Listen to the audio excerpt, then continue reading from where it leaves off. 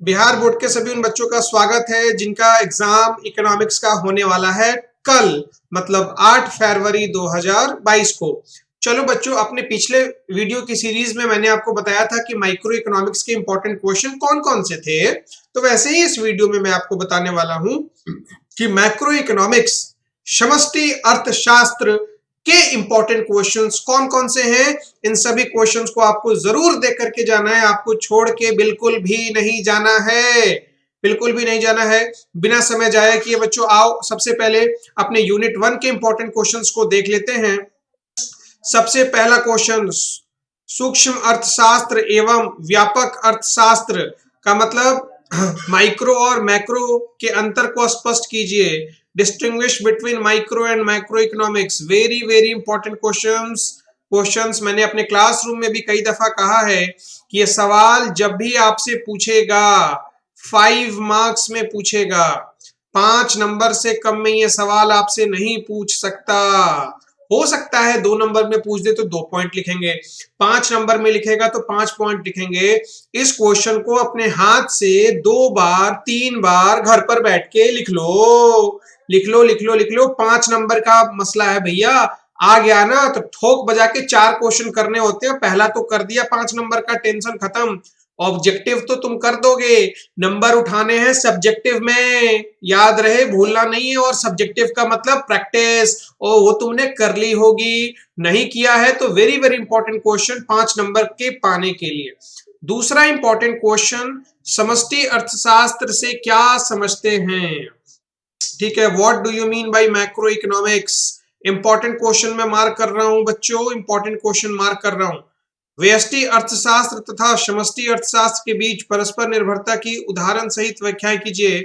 Explain the mutual dependence of micro and macro economics with the suitable example.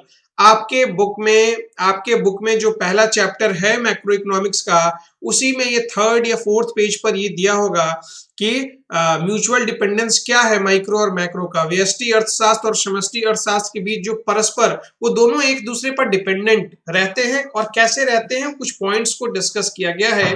जरूर देख लीजिएगा exam में जाने से पहले।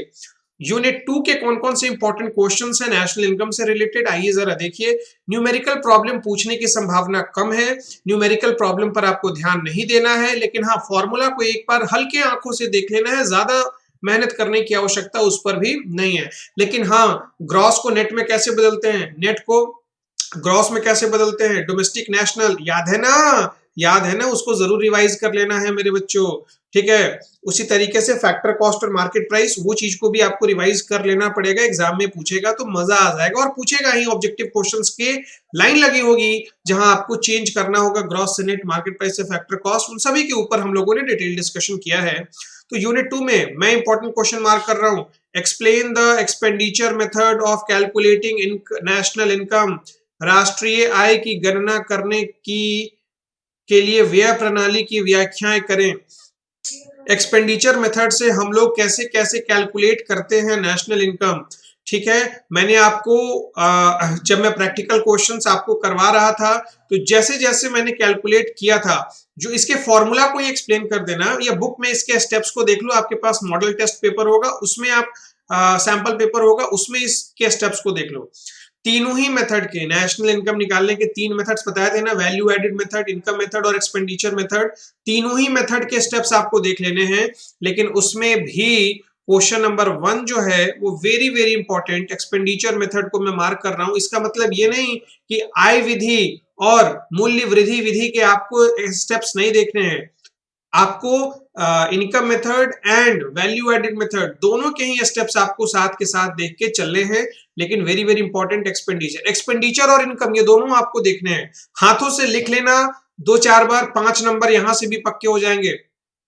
ये सवाल जब भी पूछेगा 5 नंबर में पूछेगा दोस्तों 5 नंबर का सवाल है, याद रखना, हाथों से घर पर बैठ को लिख लो, आएगा आएगा आएगा, मैं बोल रहा हूं।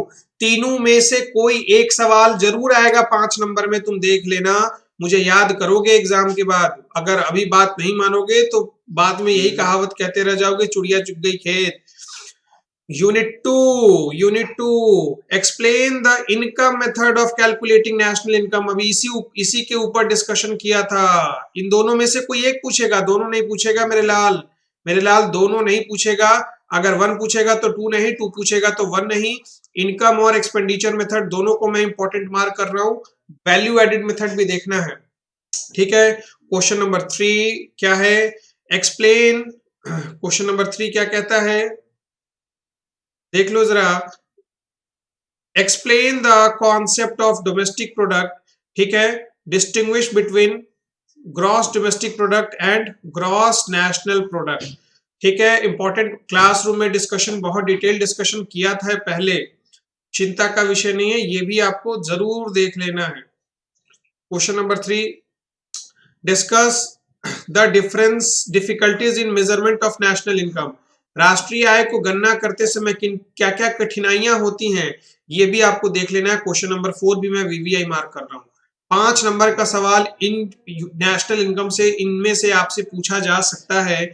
तो आपकी बहुत बड़ी टेंशन को मैं रिलीज कर दिया हूं बच्चों, आपकी बहुत बड़ी टेंशन को मैं रिलीज कर दिया हूं।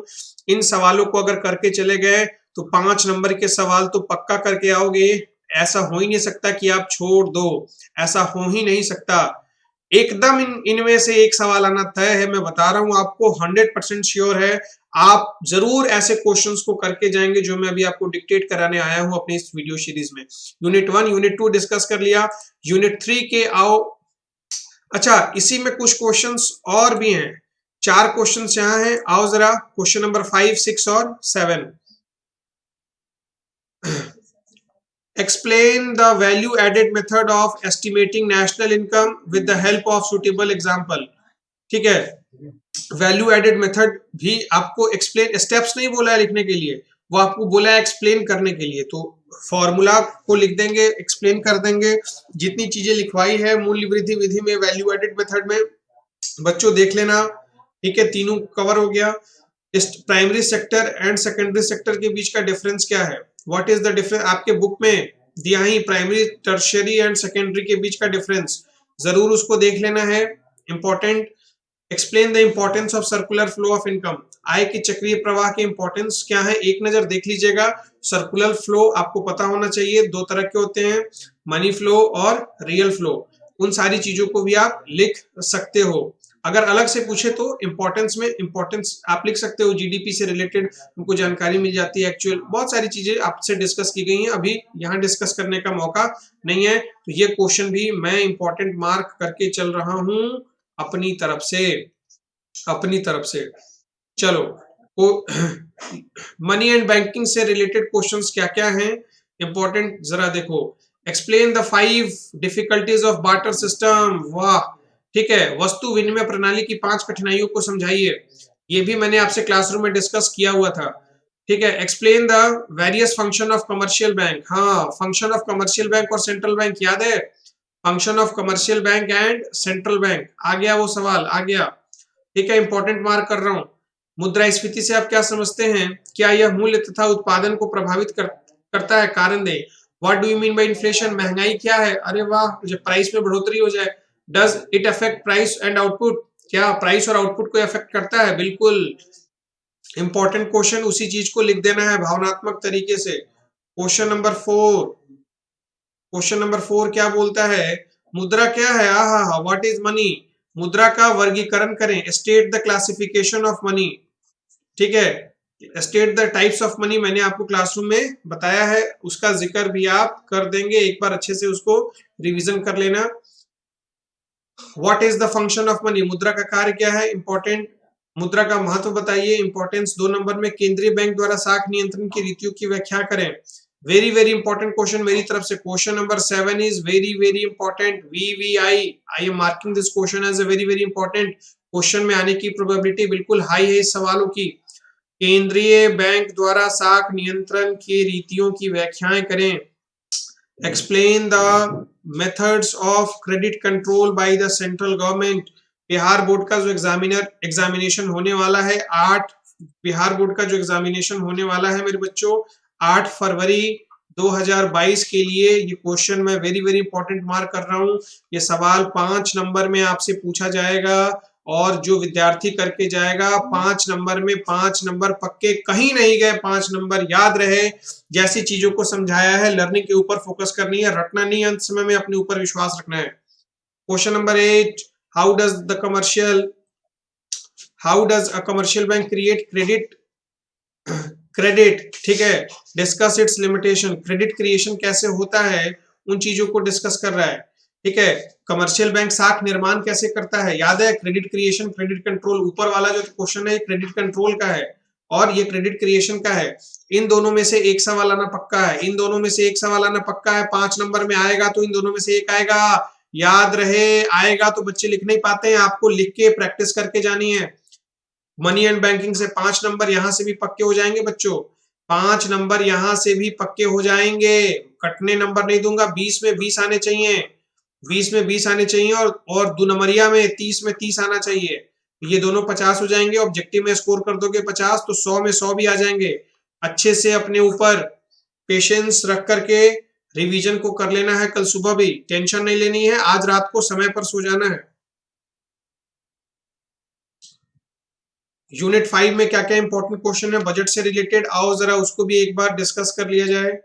बजट से related, distinguish between balanced budget, deficit budget and surplus budget. तीनों ही तरह के बजट बहुत अच्छे से क्लासरूम के अंदर पढ़ाया है। What is fiscal deficit, fiscal deficit क्या है, राजकोषीय घाटा क्या है, वाह, इनमें कौन सी समस्याएं हैं, what are the problem of in it, ये भी क्वेश्चन आपको देख लेना है, इंपॉर्टेंट मार्क कर रहा हूं। Explain the merit and demerits of direct tax, वाह, इससे आसान सवाल तो कुछ नहीं हो सकता। प्रत्यक्ष और अप्रत्यक्ष कर के गुण और दोष की बात कर रहा है, इसको भी लिख देंगे। Question number 7, discuss the objective of government budget, सरकारी बजट के उद्देश्यों का वर्णन करें। मैं इस चैप्टर से इस क्वेश्चन को वेरी वेरी इंपॉर्टेंट मार्क करना चाहूंगा। क्वेश्चन नंबर 4 को मैं वेरी वेरी इंपॉर्टेंट मार्क करना चाहूंगा।